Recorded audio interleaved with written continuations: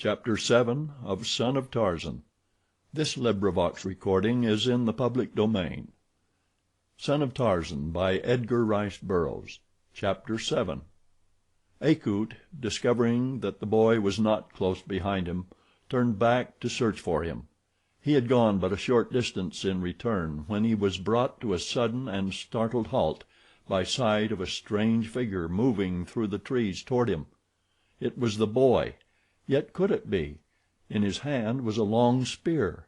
Down his back hung an oblong shield such as the black warriors who had attacked them had worn, and upon ankle and arm were bands of iron and brass, while a loin cloth was twisted about the youth's middle.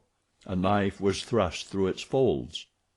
When the boy saw the ape, he hastened forward to exhibit his trophies. Proudly he called attention to each of his newly won possessions. Boastfully he recounted the details of his exploit. "With my bare hands and my teeth I killed him," he said. "I would have made friends with them, but they chose to be my enemies. And now that I have a spear I shall show Numa, too, what it means to have me for a foe. Only the white men and the great apes, Akut, are our friends. Them we shall seek. All others must we avoid or kill. This have I learned of the jungle." They made a detour about the hostile village and resumed their journey toward the coast. The boy took much pride in his new weapons and ornaments. He practiced continually with the spear, throwing it at some object ahead hour by hour as they traveled their loitering way, until he gained proficiency such as only youthful muscles may attain to speedily. All the while his training went on under the guidance of Akut. No longer was there a single jungle spoor but was an open book to the keen eyes of the lad, and those other indefinite spoor that elude the senses of civilized man and are only partially appreciable to his savage cousin came to be familiar friends of the eager boy. He could differentiate the innumerable species of the herbivora by scent, and he could tell, too, whether an animal was approaching or departing merely by the waxing or waning strength of its effluvium. Nor did he need the evidence of his eyes to tell him whether there were 2 lions or 4 upwind, 100 yards away or a half a mile. Much of this had Akut taught him, but far more was instinctive knowledge, a species of strange intuition inherited from his father. He had come to love the jungle life, the constant battle of wits and senses against the many deadly foes that lurked by day and by night along the pathway of the wary and the unwary appealed to the spirit of adventure which breathed strong in the heart of every red-blooded son of primordial Adam. Yet though he loved it, he had not let his selfish desires outweigh the sense of duty that had brought him to a realization of the moral wrong which lay beneath the adventurous escapade that had brought him to Africa. His love of father and mother was strong within him, too strong to permit unalloyed happiness which was undoubtedly causing them days of sorrow. And so he held tight to his determination to find a port upon the coast where he might communicate with them and receive funds for his return to London. There he felt sure that he could now persuade his parents to let him spend at least a portion of his time upon those African estates which from little careless remarks dropped at home he knew his father possessed. That would be something, better at least than a lifetime of the cramped and cloying restrictions of civilization. And so he was rather contented than otherwise as he made his way in the direction of the coast, for while he enjoyed the liberty and the savage pleasures of the wild, his conscience was at the same time clear, for he knew that he was doing all that lay in his power to return to his parents. He rather looked forward, too, to meeting white men again, creatures of his own kind, for there had been many occasions upon which he had longed for other companionship than that of the old ape. The affair with the blacks still rankled in his heart. He had approached them in such innocent good fellowship and with such childlike assurance of a hospitable welcome that the reception which had been accorded him had proved a shock to his boyish ideals. He no longer looked upon the black man as his brother, but rather as only another of the innumerable foes of the bloodthirsty jungle, a beast of prey which walked upon 2 feet instead of 4. But if the blacks were his enemies, there were those in the world who were not. There were those who always would welcome him with open arms, who would accept him as a friend and brother, and with whom he might find sanctuary from every enemy. Yes, there were always white men. Somewhere along the coast, or even in the depths of the jungle itself, there were white men.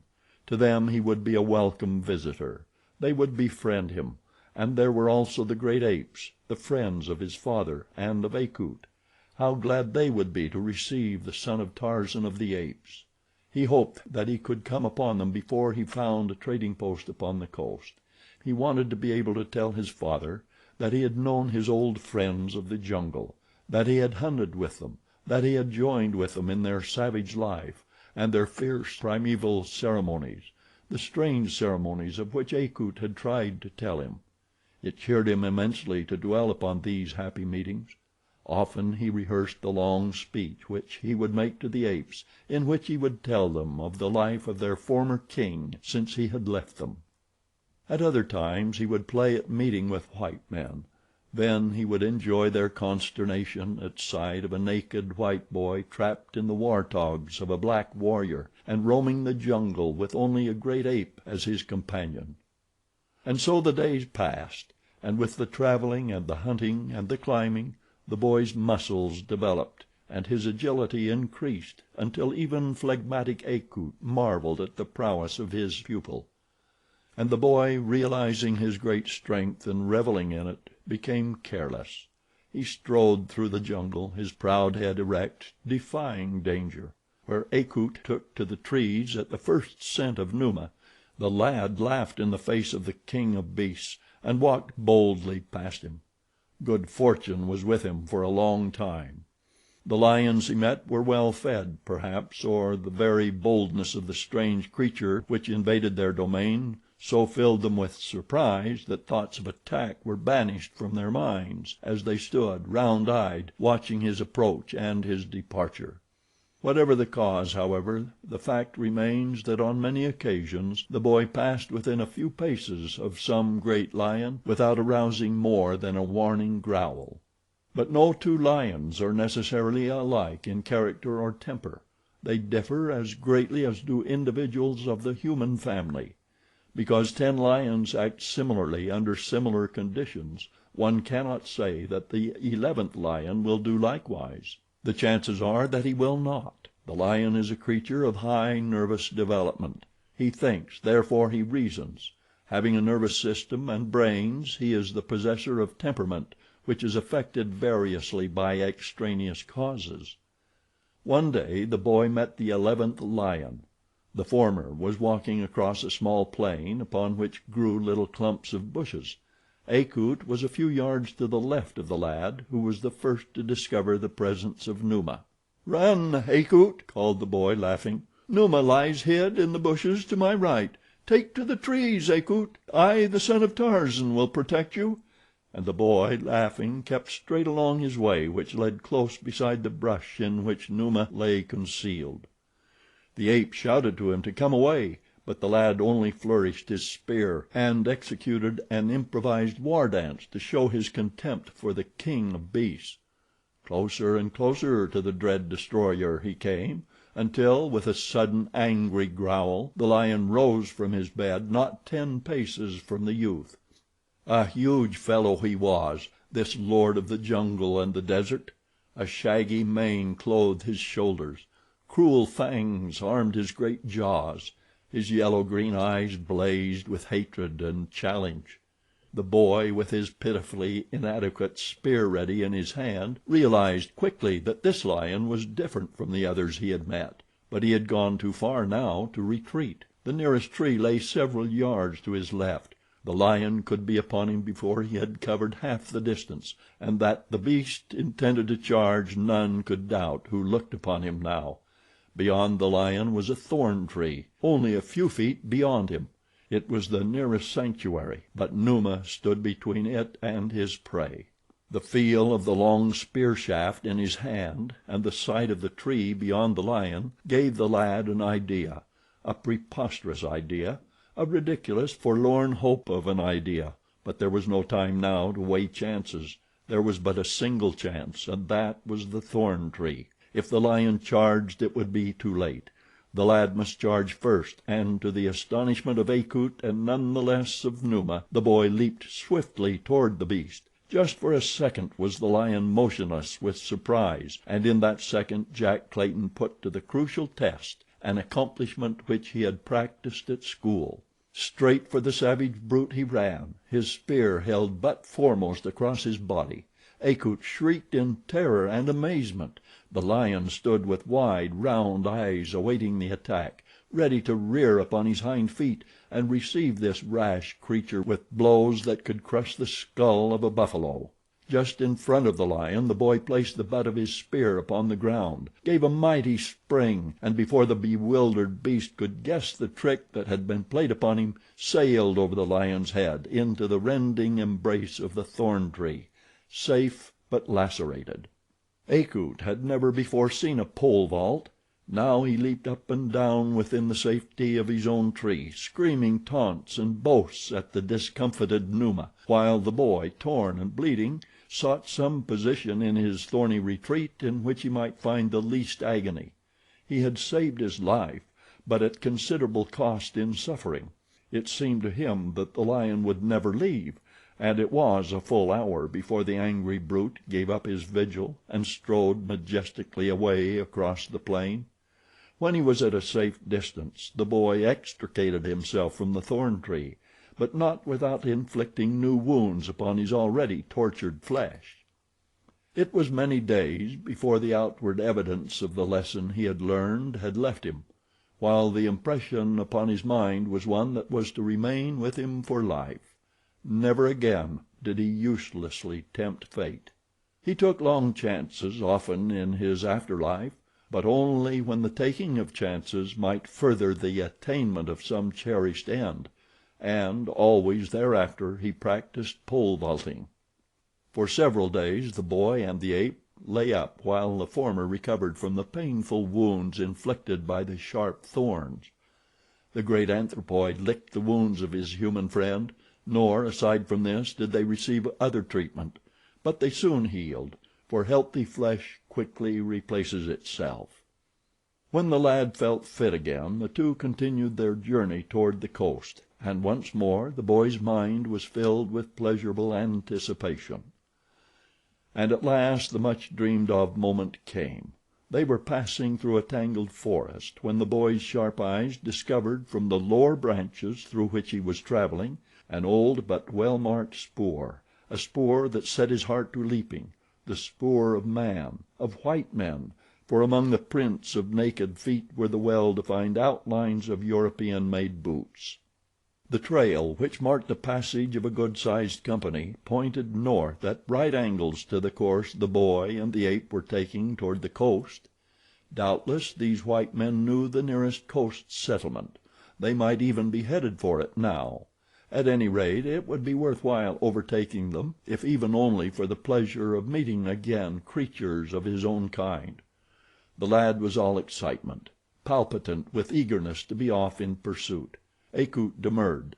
He wanted nothing of men. To him the lad was a fellow ape, for he was the son of the king of apes. He tried to dissuade the boy, telling him that soon they should come upon a tribe of their own folk where some day, when he was older, the boy should be king as his father had before him. But Jack was obdurate. He insisted that he wanted to see white men again. He wanted to send a message to his parents. Akut listened, and as he listened the intuition of the beast suggested the truth to him. The boy was planning to return to his own kind. The thought filled the old ape with sorrow.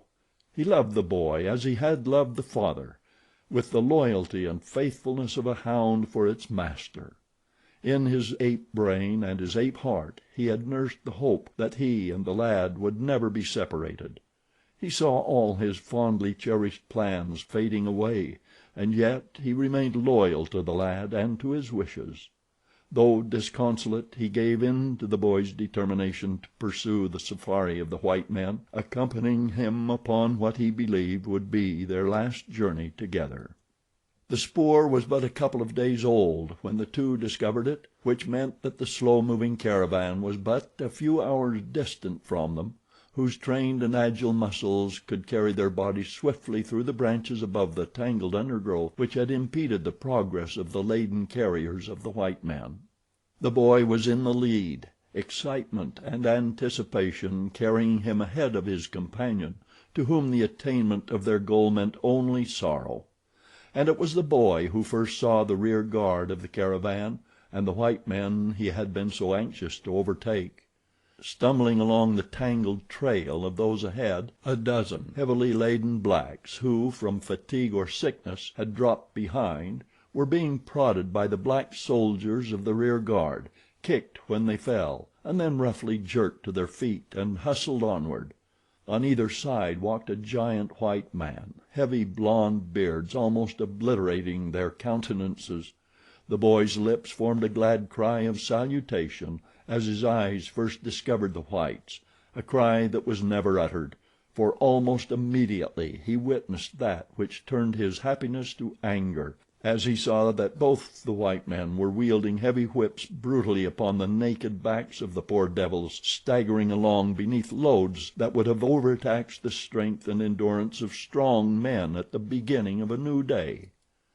Every now and then the rear guard and the white men cast apprehensive glances rearward, as though momentarily expecting the materialization of some long expected danger from that quarter. The boy had paused after his first sight of the caravan, and now was following slowly in the wake of the sordid, brutal spectacle. Presently Akut came up with him. To the beast there was less of horror in the sight than to the lad, yet even the great ape growled beneath his breath at useless torture being inflicted upon the helpless slaves. He looked at the boy. Now that he had caught up with the creatures of his own kind, why was it that he did not rush forward and greet them? He put the question to his companion. "They are fiends," muttered the boy. "I would not travel with such as they, for if I did I should set upon them and kill them the first time they beat their people as they are beating them now. But," he added, after a moment's thought, "I can ask them the whereabouts of the nearest port, and then, Akut, we can leave them." The ape made no reply, and the boy swung to the ground and started at a brisk walk toward the safari. He was 100 yards away, perhaps, when one of the whites caught sight of him. The man gave a shout of alarm, instantly leveling his rifle upon the boy and firing. The bullet struck just in front of its mark, scattering turf and fallen leaves against the lad's legs. A second later the other white and the black soldiers of the rear guard were firing hysterically at the boy. Jack leaped behind a tree, unhit. Days of panic-ridden flight through the jungle had filled Carl Jenssen and Sven Malbihn with jangling nerves and their native boys with unreasoning terror. Every new note from behind sounded to their frightening ears the coming of the Sheik and his bloodthirsty entourage. They were in a blue funk, and the sight of the naked white warriors stepping silently out of the jungle through which they had just passed had been sufficient shock to let loose in action all the pent nerve energy of Malbihn, who had been the first to see the strange apparition, and Malbihn's shout and shot had set the others going. When their nervous energy had spent itself and they came to take stock of what they had been fighting, it developed that Malbihn alone had seen anything clearly.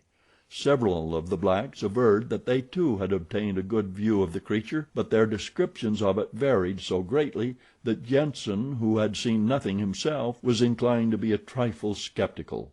One of the blacks insisted that the thing had been 11 feet tall, with a man's body and the head of an elephant. Another had seen 3 immense Arabs with huge black beards. But when, after conquering their nervousness, the rear guard advanced upon the enemy's position to investigate, they found nothing, for Akut and the boy had retreated out of range of the unfriendly guns.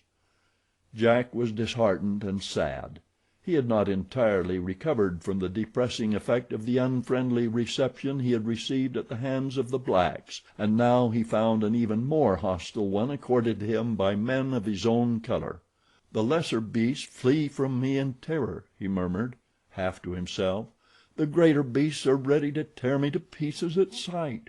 Black men would kill me with their spears or arrows, and now white men, men of my own kind, have fired upon me and driven me away. Are all the creatures of the world my enemies? Has the son of Tarzan no friend other than Akut?" The old ape drew closer to the boy. "There are the great apes," he said. "They only will be the friends of Akut's friend. Only the great apes will welcome the son of Tarzan. You have seen that men want nothing of you. Let us go now and continue our search for the great apes, our people." The language of the great apes is a combination of monosyllabic gutturals amplified by gestures and signs. It may not be literally translated into human speech, but as near as may be this is what Akut said to the boy. The two proceeded in silence for some time after Akut had spoken. The boy was immersed in deep thought, bitter thoughts in which hatred and revenge predominated. Finally he spoke. "Very well, Akut," he said. "We will find our friends, the great apes." The anthropoid was overjoyed, but he gave no outward demonstration of his pleasure. A low grunt was his only response, and a moment later he had leaped nimbly upon a small and unwary rodent that had been surprised at a fatal distance from its burrow. Tearing the unhappy creature in two, Akut handed the lion's share to the lad. Chapter 8